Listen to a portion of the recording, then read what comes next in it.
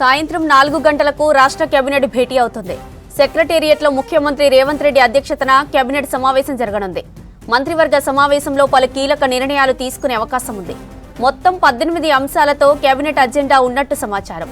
రైతు భరోసాకు సంబంధించిన విధి విధానాలపై డిప్యూటీ సీఎం భట్టి విక్రమార్క నేతృత్వంలోని సబ్ కమిటీ చేసిన సిఫార్సులపై కేబినెట్ భేటీలో చర్చించి తుది నిర్ణయం తీసుకుంటారని తెలుస్తోంది.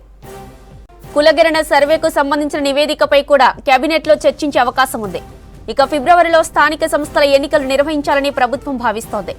దీంతో కులగణన సర్వే వివరాలపై కేబినెట్లో మీటింగ్లో చర్చిస్తారని సెక్రటేరియట్ వర్గాలు చెబుతున్నాయి.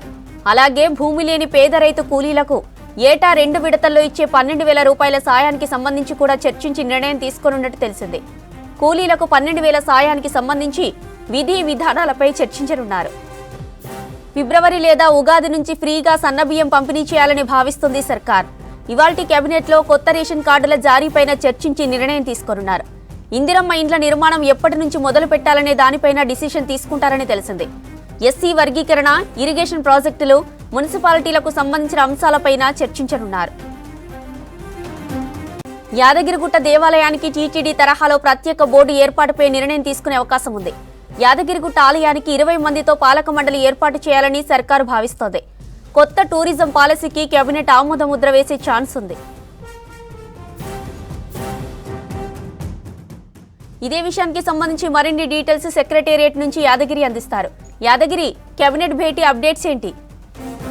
జ్యోతి, మరికొద్ది సేపట్లో సెక్రటేరియట్లో కేబినెట్ సమావేశం జరగనుంది. అయితే ఈ కేబినెట్ సమావేశంలో ప్రధానంగా 18 నుంచి 22 అంశాల మీద చర్చించి నిర్ణయం తీసుకునే అవకాశం ఉన్నది. అయితే ఇందులో ప్రధానంగా ఈ రైతు భరోసాకు సంబంధించిన మీద కేబినెట్లో చర్చించి నిర్ణయం తీసుకునే అవకాశం కనబడుతుంది. ఎందుకంటే ఇప్పటికే ఈ రైతు భరోసాకు సంబంధించిన దాని మీద సపరేట్గా కేబినెట్ సబ్ కమిటీని ప్రభుత్వం ఆల్రెడీ ఏర్పాటు చేసింది. దీని మీద చర్చించారు. విధి విధానాలు ఎట్లా ఉండాలి అనే దాని మీద చాలాసార్లు సమావేశమై తర్వాత రైతుల అభిప్రాయాలు, తర్వాత ఉమ్మడి జిల్లాల వారీగా 10 జిల్లాలు అక్కడ ఉన్నటువంటి రైతులు జిల్లాల వారీగా ఏమనుకుంటున్నారు, రైతు భరోసాకు సంబంధించి ఏంటి అనే దానిపైన వాళ్ళ అభిప్రాయాలు తీసుకున్నారు.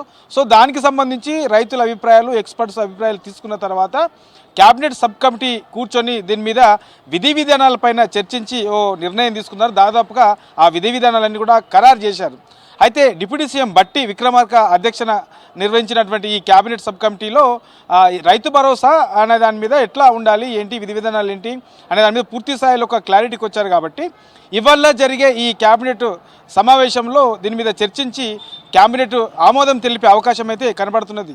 రైతు భరోసాతో పాటు రైతులకు సంవత్సరానికి 12,000 రూపాయలు రైతు కూలీలకు కూడా ఇస్తామని చెప్పేసి చెప్పారు. కాబట్టి దానికి సంబంధించి దాని మీద కూడా ఇవాళ చర్చించి నిర్ణయం తీసుకునే అవకాశం ఉంటుంది. ఎందుకంటే సంవత్సరానికి 12,000 ఇస్తామన్నటువంటి ప్రభుత్వము ఈ సంవత్సరానికి ఏదైతే పంటలు 2 పంటలకు సీజన్ల వారీగా 15,000 అంటే 7,500, 7,500 రైతు భరోసా తరహాలోనే ఈ రైతు కూలీలకు కూడా 12,000 ఇవ్వాలని చెప్పేసి ఒక చర్చ కూడా జరుగుతుంది. కాబట్టి అదే తరహాలో సీజన్ల వారీగా 6,000, 12,000 ఇవ్వాలని చెప్పేసి దీని మీద కూడా కొంత చర్చ అయితే జరుగుతున్నది. ఆ తరహాలోనే మరి ఇవాళ జరిగే ఈ కేబినెట్ సమావేశంలో దీని మీద కూడా చర్చించి నిర్ణయం తీసుకునే అవకాశం అయితే ఉంటుంది. ఇక దీంతో పాటు ఇప్పటికే అంటే టీటీడీ తరహాలోనే వైటీడీ అంటే యాదగిరిగుట్టకు సంబంధించినటువంటి సపరేట్గా ఒక బోర్డు ఏర్పాటు చేయాలి. అందులో 20 మంది పాలక మండలితోని ఏర్పాటు చేయాలని చెప్పేసి ప్రభుత్వం భావిస్తుంది.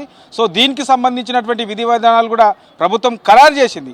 అయితే ఈ విధి విధానాల విషయంలో ఎక్కడ కూడా మనకు న్యాయపరమైన చిక్కులు రాకుండా ముందు జాగ్రత్తతో ఇప్పటికే న్యాయ సలహా సూచనల కోసం ఆ విధి విధానాలకు సంబంధించినటువంటి అంశాలను న్యాయ సలహాగా పంపించారు. దాని మీద కూడా ఇవాళ ఒక నిర్ణయం తీసుకునే అవకాశం అయితే కనబడుతున్నది. దీంతోపాటు కులగణనకు సంబంధించి ఇప్పటికే ఫిబ్రవరిలో ఈ స్థానిక సంస్థల ఎన్నికలకు వెళ్ళాలని చెప్పేసి ప్రభుత్వం భావిస్తుంది. కాబట్టి దీనికి సంబంధించిన అంశాలు కూడా ఇప్పటి కులగణనకు సంబంధించినటువంటి అంశాల మీద చర్చించే డెడికేటెడ్ కమిషన్ ఇప్పటికే ప్రభుత్వానికి ఒక నివేదికనిచ్చింది. సో ఆ నివేదిక ఆధారంగా ఈ బీసీలకు, ఈ రిజర్వేషన్లకు సంబంధించి తర్వాత ఎట్లా ఉంటే బాగుంటుంది, ఏంటి ఎలక్షన్లకు మనం ఎప్పుడు వెళ్తున్నాము, గవర్నమెంట్ ఎప్పుడు వెళ్ళే అవకాశం ఉంటుంది, ఇట్లా ఓవరాల్గా దీని మీద కూడా చర్చించి నిర్ణయం తీసుకునే అవకాశం అయితే ఉంటుంది. వీటితో పాటు ఇక కొన్ని మున్సిపాలిటీలకు సంబంధించి ములుగు మున్సిపాలిటీకి సంబంధించి దాన్ని కూడా కేబినెట్లో ఆమోదం తెలిపే అవకాశం ఉంటుంది.